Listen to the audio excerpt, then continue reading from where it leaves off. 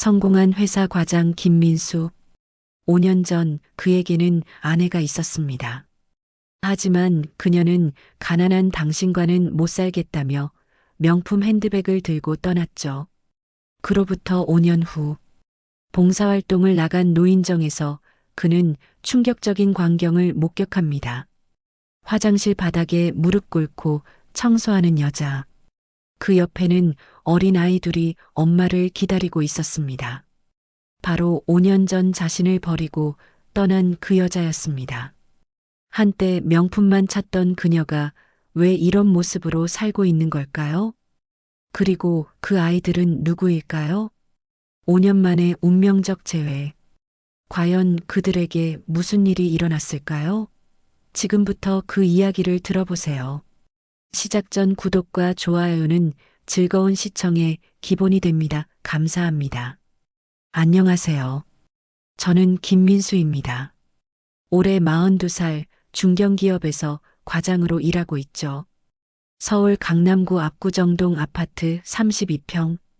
현관문을 열고 들어서면 정돈된 거실이 나타납니다. 가죽 소파, 65인치 TV, 깔끔하게 정리된 책장까지. 누가 봐도 성공한 직장인의 집이었어요. 하지만 이 모든 게 5년 전까지만 해도 상상할 수 없던 일이었습니다. 아침 7시 알람이 울렸어요. 일어나서 면도를 하고 정장을 입었습니다. 거울 속 제 모습을 바라봤어요. 예전보다 나아 보였죠. 살도 좀 찌고 옷도 좋은 걸 입고 있었거든요. 그래, 이제 괜찮아. 혼잣말을 중얼거렸습니다. 매일 아침 거울을 보며 되뇌는 말이었어요. 회사까지는 지하철로 40분 거리였습니다. 9호선을 타고 가면서 창밖을 바라봤어요. 지나가는 사람들의 모습이 눈에 들어왔죠. 아이 손을 잡고 걸어가는 부부, 유모차를 밀며 대화하는 젊은 엄마들. 그런 모습들을 보면 가슴 한편이 허전해졌습니다. 사무실에 도착하면 후배들이 인사를 했어요. 과장님, 안녕하세요. 일찍 왔네. 고생해. 밝게 대답했지만 속마음은 달랐어요. 이들에게는 집에 돌아갈 가족이 있었거든요. 저녁 약속도 있고 주말 계획도 있었죠. 저는 그런 게 없었습니다. 점심시간이 되면 동료들과 식당에 갔어요. 밥을 먹으면서 나누는 대화는 대부분 가족 이야기였습니다. 아이 교육비 걱정, 부인과의 소소한 다툼, 시댁 명절 준비 등등. 저는 듣기만 했어요. 끼어들 이야기가 없었거든요. 민수 과장님은 언제 결혼하실 거예요? 후배 은지가 물어봤습니다. 이런 질문을 받을 때마다 당황스러웠어요. 글쎄, 2년이 되면 하겠지. 애매하게 웃으며 대답했죠. 사실은 한 번 결혼했다가 이혼한 경험이 있었지만 말하고 싶지 않았어요. 저녁 6시 퇴근 시간이었습니다. 동료들은 하나둘 집으로 향했어요. 저는 사무실에 조금 더 남아 있었죠. 집에 가봤자 할 일이 없었거든요. 편의점 도시락 하나 사서 TV를 보다가 잠들 뿐이었어요. 집으로 가는 지하철 안에서 문득 생각했습니다. 이렇게 사는 게 맞나? 돈은 예전보다 많이 벌고 있었어요. 생활도 안정됐죠. 하지만 뭔가 공허했습니다. 마치 색깔 없는 그림을 보는 것 같았어요. 아파트에 들어서서 냉장고를 열었습니다. 맥주 몇 병과 반찬 몇 개가 전부였어요. 혼자 사는 남자의 냉장고답게 횡했죠. 맥주 한 캔을 따서 소파에 앉았습니다. TV를 켰어요. 뉴스에서는 사회봉사활동 확산에 대한 이야기가 나왔습니다. 기업들이 직원들에게 봉사활동을 권장한다는 내용이었죠. 그 순간 문득 떠오른 생각이 있었어요. 나도 뭔가 의미 있는 일을 해볼까? 다음 날 아침 회사 게시판에서 봉사활동 공고를 찾아봤습니다. 여러 가지가 있었는데 그중 노인정 청소봉사가 눈에 들어왔어요. 별다른 기술이 필요 없어 보였거든요. 신청서를 작성하면서 마음 한편으로는 불안했습니다. 과연 내가 남을 도울 수 있을까? 자신도 제대로 챙기지 못하는데 말이에요. 하지만 뭔가 변화가 필요했어요. 이대로 살 수는 없었거든요. 신청서를 제출한 지 일주일이 지났습니다. 회사에서 연락이 왔어요. 첫 봉사활동 날짜가 정해졌다는 내용이었죠. 토요일 오후 2시 서초구 노인정에서 청소봉사를 하게 되었습니다. 봉사하는 토요일 아침은 평소보다 일찍 일어났어요. 뭔가 설레면서도 긴장됐습니다. 처음 해보는 일이라 그런지 마음이 복잡했어요. 간단하게 씻고 편한 옷을 입었습니다. 청소를 할 예정이니까 더러워져도 상관없는 옷으로 골랐죠. 지하철을 타고 가면서 창밖을 바라봤어요. 토요일 오후라 그런지 사람들의 표정이 평일보다 밝아 보였습니다. 가족들과 함께 나들이를 나온 모습들이 눈에 들어왔어요. 그런 모습을 보니 괜히 외로워졌습니다. 오늘은 좋은 일을 하는 거야. 스스로에게 다짐했어요. 남을 돕는다는 것, 사회에 기여한다는 것. 분명 의미 있는 일이었거든요. 노인정 앞에 도착했을 때는 정확히 오후 2시였습니다. 낡은 2층 건물이었어요. 서초구 노인정이라는 발엔 간판이 걸려 있었습니다. 생각보다 오래된 건물이라 페인트가 여기저기 벗겨져 있었죠. 입구에서 잠시 망설였어요. 처음이라 어떻게 해야 할지 몰랐거든요. 용기를 내서 문을 열고 들어갔습니다. 안녕하세요. 60대 중반으로 보이는 남자분이 반갑게 맞아주셨어요. 아, 오늘 봉사 오신 분이시군요. 저는 김철수 사무장입니다. 안녕하세요. 김민수라고 합니다. 잘 부탁드려요. 고맙습니다. 요즘 젊은 분들이 이런 일 하기 쉽지 않은데 김 사무장님이 노인정 내부를 안내해 주셨어요. 1층에는 어르신들이 모여 앉아 화투를 치고 계셨습니다. 오래된 리놀륨 바닥, 형광등 불빛, 낡은 의자들. 전형적인 동네 노인정의 모습이었죠. 오늘은 화장실 청소를 부탁드리려고 해요. 좀 더러워졌거든요. 네, 괜찮습니다. 사실 화장실 청소라는 말에 살짝 주춤했어요. 하지만 이미 와버린 이상 뒤로 물러설 수도 없었죠. 고무 장갑과 청소 도구를 받았습니다. 솔, 세제, 걸레, 양동이까지. 생각보다 준비할 게 많았어요. 화장실은 복도 끝에 있어요. 혹시 모르는 게 있으면 언제든 말씀하세요. 네, 감사합니다. 복도를 따라 걸어갔어요. 양쪽 벽에는 어르신들의 작품이 전시되어 있었습니다. 서예 작품, 그림, 시 등등. 소박하지만 정성이 느껴지는 작품들이었죠. 화장실 앞에 도착했습니다. 문이 살짝 열려 있었어요. 안에서 물소리가 들렸습니다. 벌써 누가 청소하고 있나? 조심스럽게 문을 더 밀고 들어갔어요. 안쪽에 누군가 쪼그려 앉아 있었습니다. 여자였어요. 긴 머리를 뒤로 묶고 고무장갑을 낀 손으로 변기를 닦고 있었죠. 뒷모습만 보이는 상황이었습니다. 하지만 뭔가 낯익은 느낌이 들었어요. 어깨선의 곡선, 목덜미의 모습, 머리를 묶는 방식까지. 심장이 조금씩 빨라지기 시작했습니다. 설마, 불길한 예감이 들었어요. 하지만 그럴 리 없다고 생각했죠. 서울에 수백만 명이 사는데 이런 우연이 있을까요? 저기, 실례합니다. 여자가 깜짝 놀라며 몸을 돌렸어요. 그 순간 저는 숨이 멎는 것 같았습니다. 지영이었어요. 5년 전 명품 핸드백을 들고 제 앞에서 사라진 그 여자. 가난한 당신과는 못 살겠다며 차갑게 돌아선 그 사람. 지금 제 앞에서 무릎을 꿇고 변기를 닦고 있었습니다. 세상이 정지한 것 같았어요. 시간이 멈춘 듯한 느낌이었죠. 민수야? 지영의 목소리였어요. 하지만 예전과는 완전히 달랐습니다. 자신감 넘치던 목소리는 온데간데 없고 떨리고 당황스러운 어조였죠. 얼굴도 많이 변해 있었어요.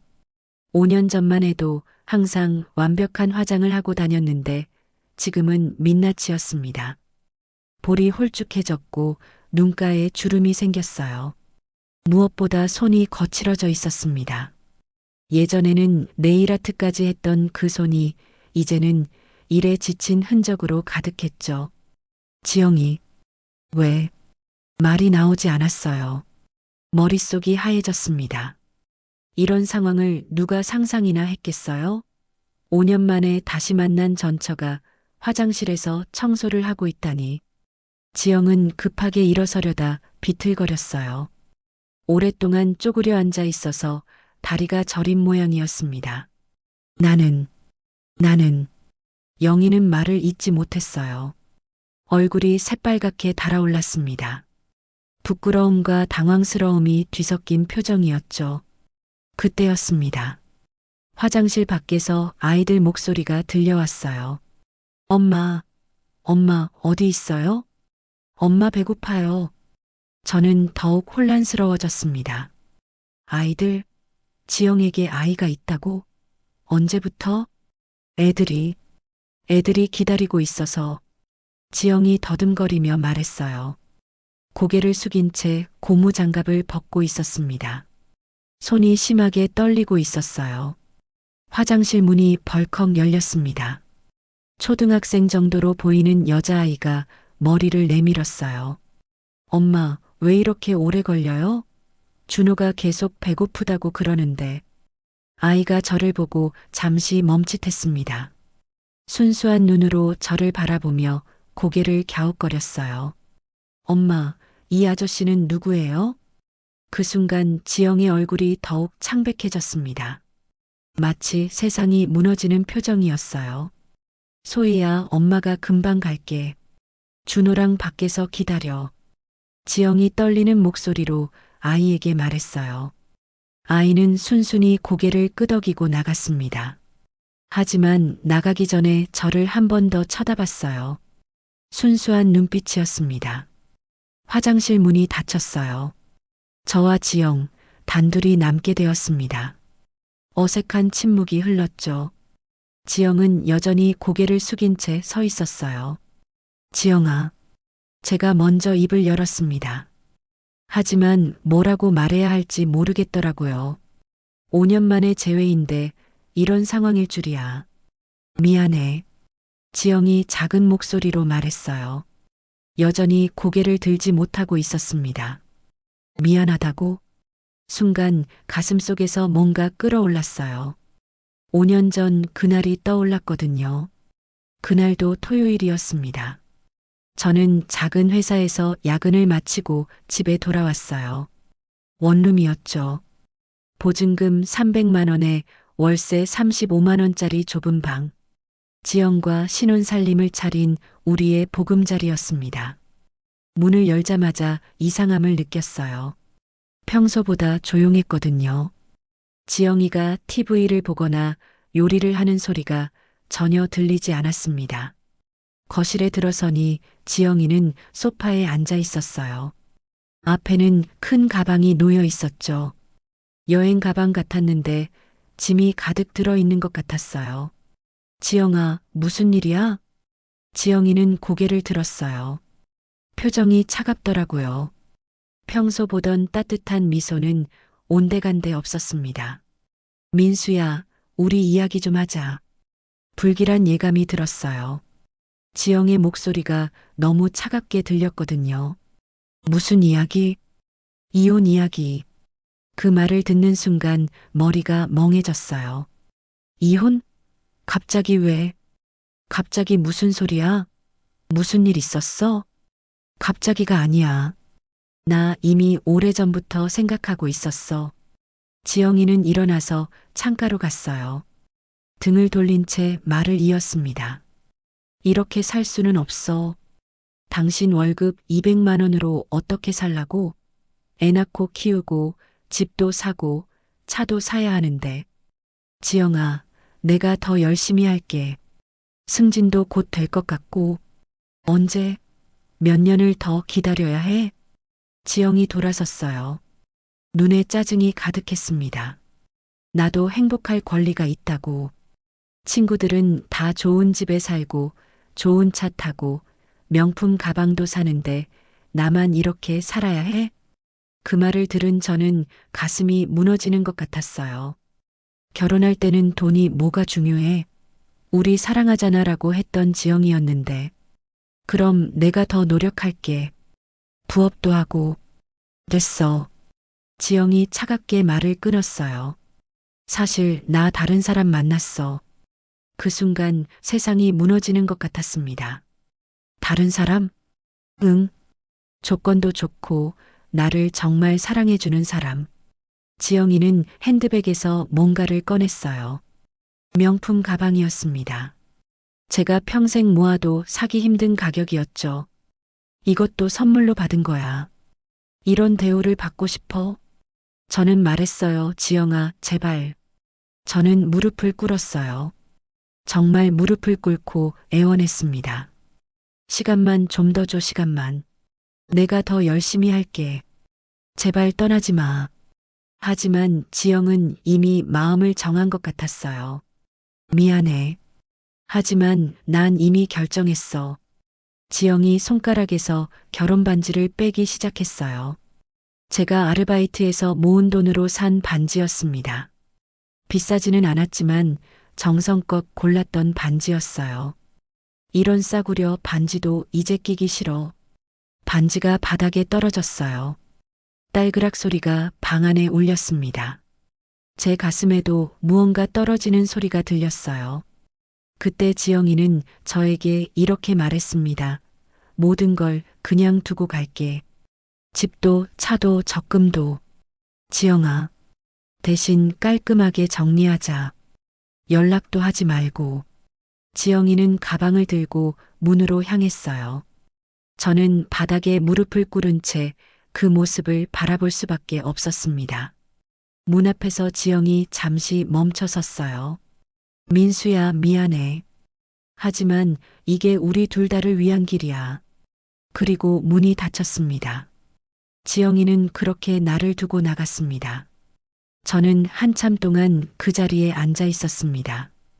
바닥에 떨어진 반지를 주워들었어요. 작은 다이아몬드가 형광등 불빛에 반짝이고 있었습니다. 그날 밤 저는 울었어요. 남자가 되어서 그렇게 펑펑 운 건 처음이었습니다. 민수야?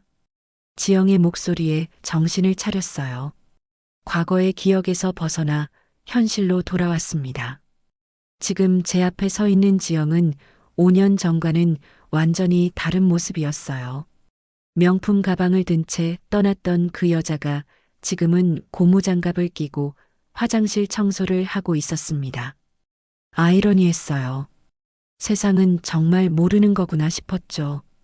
노인정을 나와 집으로 향하는 길, 머릿속이 복잡했습니다. 지영과의 만남이 계속 떠올랐어요. 그 초라해진 모습, 아이들의 목소리, 화장실에서 무릎 꿇고 있던 모습까지. 월요일 아침 평소처럼 회사에 출근했어요. 37층 사무실에서 내려다보는 서울 시내가 한눈에 들어왔습니다. 5년 전에는 상상도 못했던 풍경이었죠. 과장님, 커피 드릴까요? 후배 은지가 다가왔어요. 신입사원 때부터 봐온 아이라 많이 친해졌습니다. 고마워, 은지야. 과장님, 주말에 봉사활동 다녀오셨죠? 어떠셨어요? 응, 뭔가 생각할 게 많더라. 사실 지영 이야기는 할 수 없었어요. 너무 개인적인 일이었거든요. 점심시간 후배들과 식당에 갔습니다. 평소처럼 가벼운 대화를 나누고 있는데 은지가 갑자기 물었어요. 과장님, 진짜 궁금한 게 있어요. 왜 결혼 안 하세요? 다른 후배들도 고개를 끄덕였어요. 모두 궁금해하는 표정이었습니다. 나이도 딱 좋고 직장도 좋고 성격도 좋으신데. 맞아요. 소개받고 싶어 하는 언니들 엄청 많은데. 저는 쓴웃음을 지었어요. 한번 당하고 나니까 믿음이 안 가더라. 에이, 다 그런 건 아니잖아요. 그래도 지금이 편해. 혼자 살면서 봉사활동도 하고 나름대로 의미 있게 살고 있어. 실제로 그랬어요.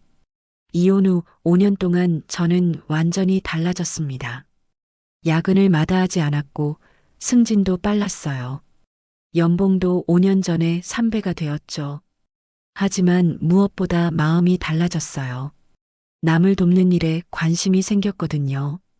처음에는 상처받은 마음을 달래려고 시작했는데 어느새 습관이 되었습니다. 과장님이 하시는 봉사활동이 뭐예요? 노인정 청소봉사. 최선을 다해서 봉사를 하려고 해. 와, 대단해요. 전 한 번도 못 해봤는데. 처음엔 어색했는데 지금은 할머니, 할아버지들이 다 하셔. 가끔 밥도 같이 먹고 그래. 정말 그랬어요. 노인정 어르신들은 저를 자식처럼 대해주셨거든요. 민수야, 밥 먹고 가라. 우리 민수 덕분에 화장실이 이렇게 깨끗하다. 그런 말씀들을 들으면 마음이 따뜻해졌어요. 오후에 일을 하다가 문득 생각했습니다. 5년 전 지영이 떠날 때 했던 말이 떠올랐어요. 당신은 아무것도 해줄 수 없는 남자야. 하지만 지금은 달랐어요. 안정된 직장, 좋은 집, 그리고 남을 도울 수 있는 여유까지. 지영이 원했던 모든 걸 가지게 되었죠. 아이러니했어요. 지영이 떠나고 나서야 제가 성장한 거예요. 상처가 저를 더 강하게 만들었나 봅니다. 퇴근 후 집에 돌아와서 냉장고를 열었어요. 예전과는 달리 음식이 가득했습니다. 하지만 혼자 먹는 밥은 여전히 쓸쓸했어요. TV를 켜니 뉴스에서 경제 어려움으로 힘들어하는 가정들 이야기가 나왔습니다. 갑자기 지영이 떠올랐어요. 그 아이들은 뭘 먹고 있을까? 엄마가 화장실 청소하는 동안 얼마나 배고팠을까? 가슴 한편이 답답해졌습니다. 분명 복잡한 감정이었어요. 아직도 화가 나는 마음, 그리고 묘한 안타까움까지. 내가 왜 이런 생각을 하고 있지? 스스로에게 물었지만 답은 명확하지 않았어요. 단지 그 아이들의 순수한 눈빛이 계속 떠올랐습니다. 며칠이 지났지만 지영과 아이들 생각이 머릿속에서 떠나지 않았어요. 일을 하다가도 밥을 먹다가도 자꾸 떠올랐습니다. 특히 그 아이들의 배고파요라는 목소리가 귓가에 맴돌았어요. 결국 참을 수 없어서 노인정 근처를 다시 찾았습니다. 토요일도 아닌 평일 저녁이었어요. 회사에서 일찍 나와서 지하철을 탔죠. 노인정 앞에 도착하니 이미 문이 닫혀 있었어요. 주변을 둘러보다가 근처 슈퍼에 들어갔습니다. 사장님, 혹시 이 근처에 청소일 하시는 분 아세요? 아이 둘 데리고 사시는. 아, 지영 씨 말씀하시는 거예요? 슈퍼 사장님이 고개를 끄덕였어요. 50대 후반으로 보이는 인자한 분이었습니다. 네, 그분 맞는 것 같아요. 에이, 그 집 사정 정말 안 됐어요. 남편 죽고 나서 혼자 애들 키우느라 얼마나 고생하는지. 가슴이 철렁했어요. 남편이 죽었다고? 남편분이 언제? 2년 전쯤? 교통사고였어요. 그런데 그 남편이란 게 참, 말도 못하죠. 사장님이 고개를 저었어요. 어떤 분이셨는데요? 처음엔 돈 많은 집 아들이라고 했어요. 차도 좋은 거 몰고 다니고. 그런데 알고 보니 도박쟁이더라고요. 도박을? 카지노에서 수억을 날렸대요. 집도 팔고, 차도 팔고, 그래도 모자라서 대출까지 받고, 그러더니 술 먹고 지영 씨한테 화풀이하고, 사장님의 얼굴이 어두워졌어요. 화풀이요? 때렸어요. 아이 베고 있을 때도 때렸다니까요. 소위 임신했을 때 배를 발로 찼다고 하더라고요. 미친놈이죠. 순간 화가 치밀어 올랐어요. 임신한 여자의 배를 발로 찼다니. 아무리 못된 인간이라도 그럴 수 있나요? 그래서 지금 혼자 애들 키우시는 거군요. 그럼요. 남편 죽고 나니까 빚만 수억이 남았어요. 빚쟁이들이 매일 찾아와서 난리도 아니었죠. 지금도 가끔 와요. 수억이요? 네, 5억인가 6억인가. 정확히는 모르겠지만 엄청나죠. 그래서 원룸으로 이사 와서 애들이랑 겨우겨우 살고 있어요. 가슴이 답답해졌어요. 5년 전 지영이 저를 떠난 이유가 돈 때문이었는데 결국 더 큰 빚더미에 앉게 된 거예요. 지금은 어떻게 사세요? 새벽에 노인정 청소하고 오후에는 마트에서 아르바이트해요.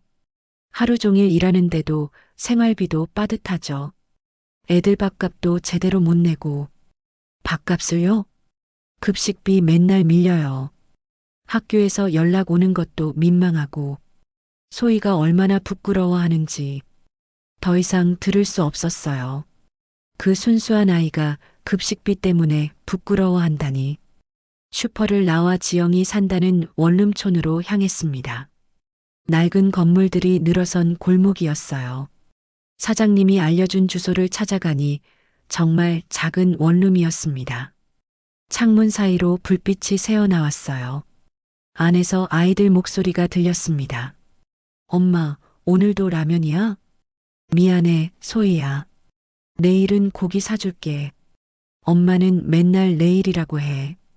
준호야, 라면도 맛있잖아. 계란도 넣어줄게. 지영의 목소리가 애써 밝으려고 하는 게 느껴졌어요. 하지만 안에 담긴 절망은 숨길 수 없었죠. 그날 밤 집에 돌아와서 잠을 이룰 수 없었어요. 지영과 아이들 생각만 계속 났습니다. 5년 전에는 지영을 미워했어요. 하지만 지금은 복잡했습니다. 미워할 수도 그렇다고 도와주고 싶지도 않은 애매한 감정이었어요. 하지만 아이들은 달랐어요. 죄 없는 아이들이 이런 고생을 해야 할 이유는 없었거든요. 다음 날 점심시간 마트에 갔습니다. 지영이 일한다는 마트였어요. 멀리서 지영을 봤습니다. 계산대에서 일하고 있었어요. 예전보다 훨씬 야위어 보였습니다. 계산을 하러 가면 안 될 것 같아서 그냥 돌아왔어요. 대신 다른 방법을 생각했습니다. 집에 와서 인터넷으로 생필품을 주문했어요. 쌀 20kg, 라면 한 박스, 아이들 옷, 학용품까지. 배송 요청 사항에는 문 앞에 놓고 가세요라고 적었습니다. 보내는 사람 이름은 익명으로 했어요. 이틀 후 슈퍼 사장님을 다시 만났습니다. 사장님, 그 집에 누가 물건 보낸 게 없나요? 아, 있어요. 지영 씨가 깜짝 놀라더라고요. 쌀이랑 라면이랑 아이들 옷까지. 누가 보낸 건지 모르겠다고 하면서 뭐라고 하던가요? 하늘에서 천사가 보내준 것 같다고 눈물 흘리면서 고마워하더라고요. 가슴이 먹먹해졌어요. 천사라니. 저는 천사가 아니었어요. 그냥 과거에 얽매인 한 남자였을 뿐이었죠. 그 후로도 계속 물건을 보냈습니다. 일주일에 한 번씩 생필품을 보냈어요. 아이들 겨울옷, 학습지, 간식까지. 항상 익명으로 보냈습니다. 어느 날은 소희가 감기에 걸렸다는 소식을 들었어요. 병원비가 없어서 못 데려간다는 이야기였습니다. 그날 밤 바로 병원에 가서 선불로 진료비를 지불했어요. 혹시 소희라는 아이가 오면 이미 결제됐다고 말씀해 주세요. 누구시길래 이런 일을. 그냥 동네 아저씨예요. 간호사가 이상하다는 표정을 지었지만 부탁을 들어주었어요. 다음 날 슈퍼 사장님을 통해 들은 이야기로는 지영이는 병원에서 울었다고 했어요. 누군가 미리 돈을 내놨다는 말을 듣고 펑펑 울었다고요. 도대체 누가 이런 일을 하는 걸까요? 지영이 사장님에게 물어봤다고 해요. 글쎄요, 정말 천사가 따로 없네요. 그 말을 들으면서 복잡한 마음이 들었어요. 천사라고 하지만 정작 저는 지영 앞에 나타날 용기가 없었거든요. 숨어서 도움만 주고 있을 뿐이었죠.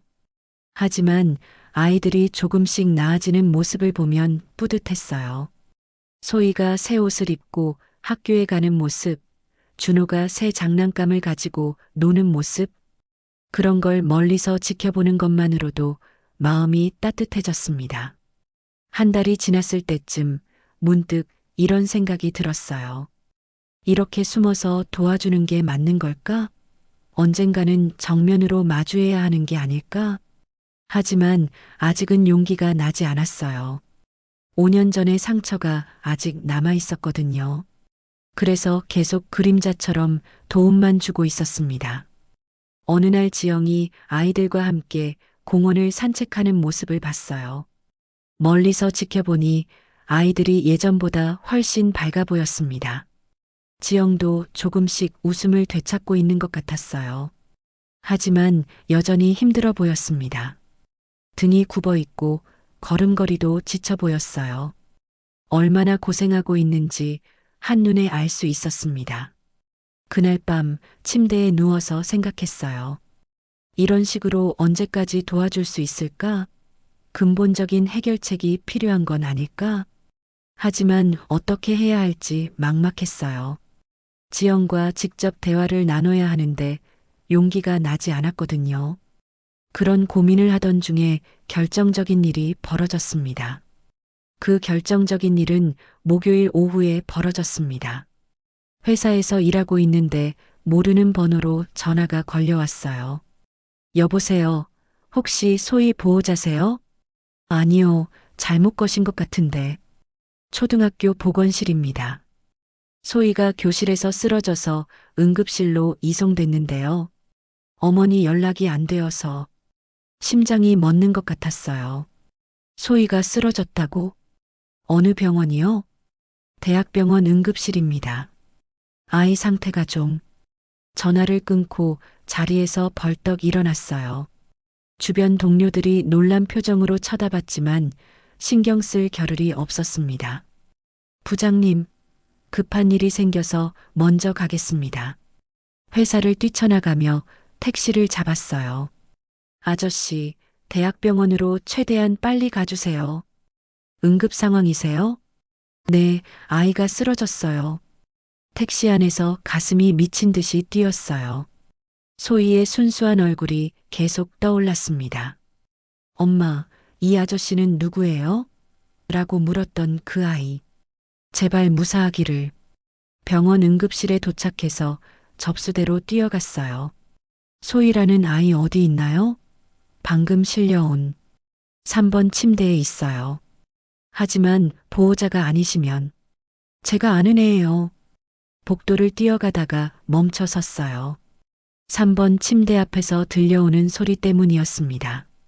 선생님, 제발 우리 딸 살려주세요. 제발요. 지영의 절규였어요. 목이 쉰 듯한 절망적인 목소리였습니다. 조심스럽게 다가가 보니 지영이 의사 앞에서 완전히 무너져 있었어요. 무릎을 꿇고 땅바닥에 이마를 대고 빌고 있었습니다. 아이는 급성 영양실조로 쓰러진 겁니다. 며칠 동안 제대로 식사를 못했던 것 같은데요. 제가 못난 엄마라서 애가 밥도 제대로 못 먹고 지영이 바닥을 치며 울고 있었어요. 엄마, 침대에서 소희의 약한 목소리가 들렸어요. 링거를 맡고 있는 창백한 얼굴이었습니다. 소희야, 엄마가 여기 있어. 지영이 소희의 손을 잡고 흐느꼈어요. 엄마, 배가 너무 아팠어. 그런데 친구들 앞에서 쓰러져서 부끄러워. 미안해, 미안해. 엄마가 밥도 제대로 못 해줘서. 그 순간 의사가 조용히 말했어요. 치료비와 입원비가 좀 많이 나올 것 같습니다. 약 300만 원 정도. 지영의 얼굴이 하얗게 변했어요. 300만 원. 성금으로 150만 원을 먼저 내셔야 치료를 시작할 수 있습니다. 선생님, 제발, 돈은 제가 어떻게든 마련할게요. 일단 치료부터. 죄송하지만 병원 규정상. 제발요. 지영이 의사의 다리를 붙잡고 매달렸어요. 제발 우리 딸만 살려주세요. 제가 무릎 꿇고 빌게요. 평생 은혜를 잊지 않을게요. 더 이상 지켜볼 수 없었어요. 치료비는 제가 냅니다. 큰 소리로 외쳤습니다. 응급실이 순간 조용해졌어요. 민수야. 지영이 믿을 수 없다는 표정으로 고개를 돌렸어요. 눈이 퉁퉁 부어 있었고 머리는 헝클어져 있었습니다. 선생님, 지금 당장 치료 시작해 주세요. 입원비, 치료비 모든 걸 제가 책임지겠습니다. 카드를 꺼내며 말했어요. 네, 알겠습니다. 그럼 지금 바로 의사가 간호사들과 함께 소희를 치료하기 시작했어요. 복도에는 저와 지영만 남았습니다. 민수야. 왜 여기에? 지영이는 바닥에 무릎 꿇은 채로 말했어요. 목소리가 떨리고 있었습니다. 일어나. 제가 지영의 팔을 잡아 일으키려 했어요. 하지만 지영이 다시 무릎을 꿇으려 했습니다. 민수야, 미안하고 고마워. 정말 고마워. 어떻게 갚아야 할지.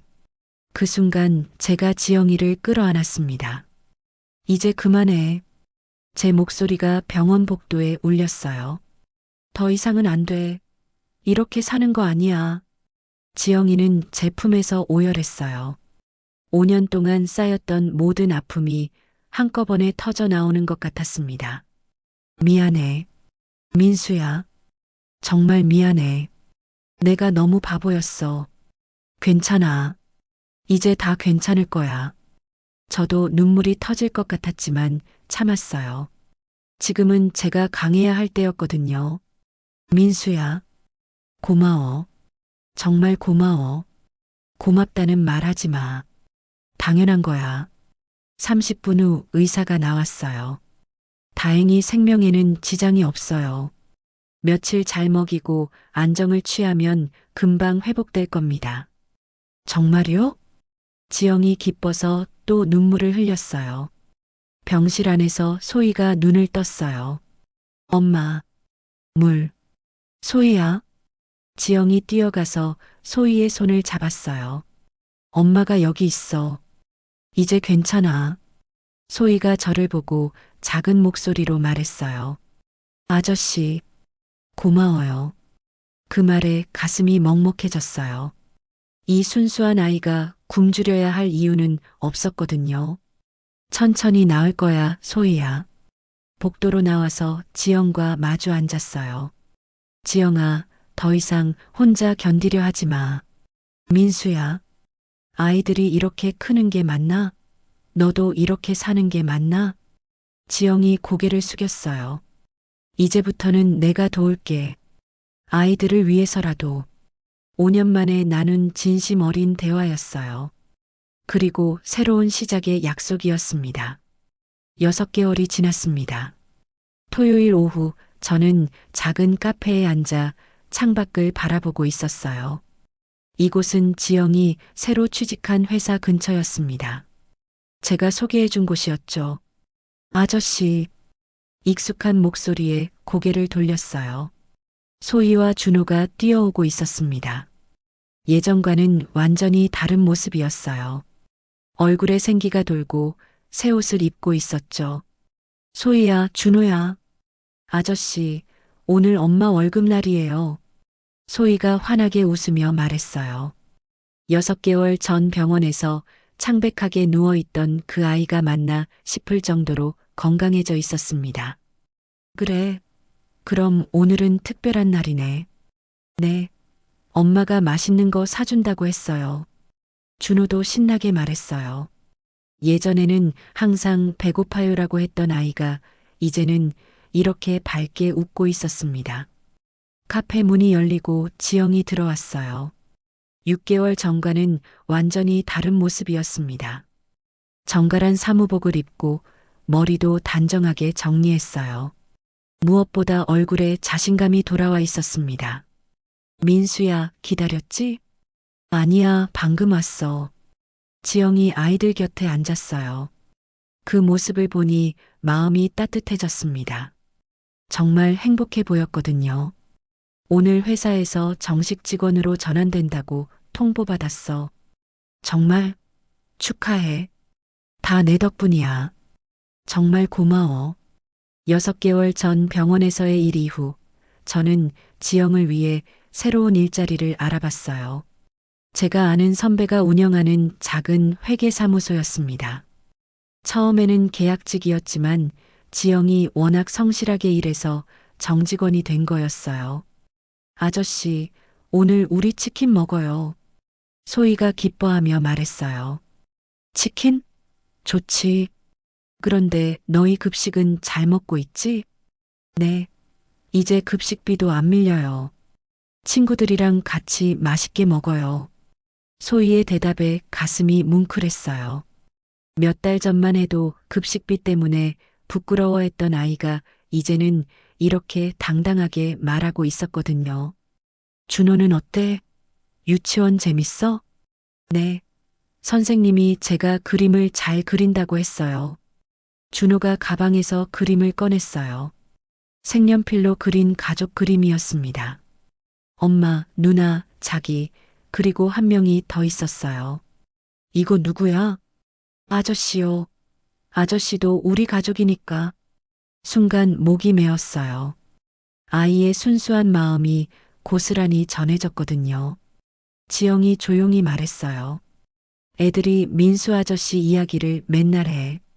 민수 아저씨가 우리 천사라고. 천사는 무슨. 정말이야.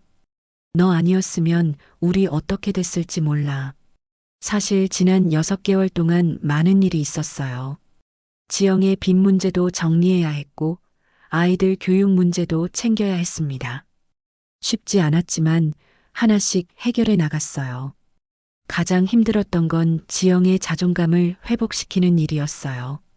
너무 오랫동안 움츠러들어 살았거든요. 하지만 새로운 일을 시작하면서 조금씩 자신감을 되찾아갔습니다. 민수야, 정말 고마워. 어떻게 갚아야 할지. 또 그런 소리 해? 갚을 건 없어. 하지만, 지영아. 제가 지영을 바라보며 말했어요. 우리는 다시 부부가 될 수는 없어. 그건 둘 다 알고 있잖아. 지영이 고개를 끄덕였어요. 하지만 좋은 이웃이 될 수는 있잖아. 아이들을 지켜봐주는 든든한 이웃 말이야. 응, 고마워. 그리고 지영아, 너도 새로운 사랑을 찾아야 해. 아이들에게 좋은 아빠가 될 수 있는 사람 말이야. 지금은 그런 생각 없어. 일하고 애들 키우는 것만으로도 벅차. 시간이 지나면 달라질 거야. 너는 행복할 자격이 있어. 치킨집에서 저녁을 먹으면서 아이들의 웃음소리를 들었어요. 정말 오랜만에 듣는 천진난만한 웃음이었습니다. 아저씨, 다음 주 토요일에도 만날 거죠? 당연하지. 약속했잖아. 매주 토요일마다 아이들과 시간을 보내는 게 제 새로운 일과가 되었어요. 공원에서 놀기도 하고 박물관에 가기도 하고 때로는 숙제를 도와주기도 했습니다. 집으로 돌아가는 길 지영이 조용히 말했어요. 민수야, 5년 전 일. 정말 미안해. 이제 그런 이야기 하지 말자. 아니야, 한 번은 제대로 말해야겠어. 지영이 걸음을 멈췄어요. 그때 내가 너무 어렸어. 돈만 있으면 행복할 줄 알았거든.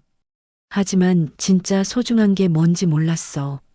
지영아, 너 같은 사람을 놓친 내가 바보였어. 정말 진심으로 미안해. 과거는 과거야. 지금이 중요한 거지. 고마워. 정말 고마워. 그날 밤 집에 돌아와서 창밖을 바라봤어요. 별이 많이 보이는 밤이었습니다. 5년 전 지영이 떠났을 때는 세상이 끝난 것 같았어요.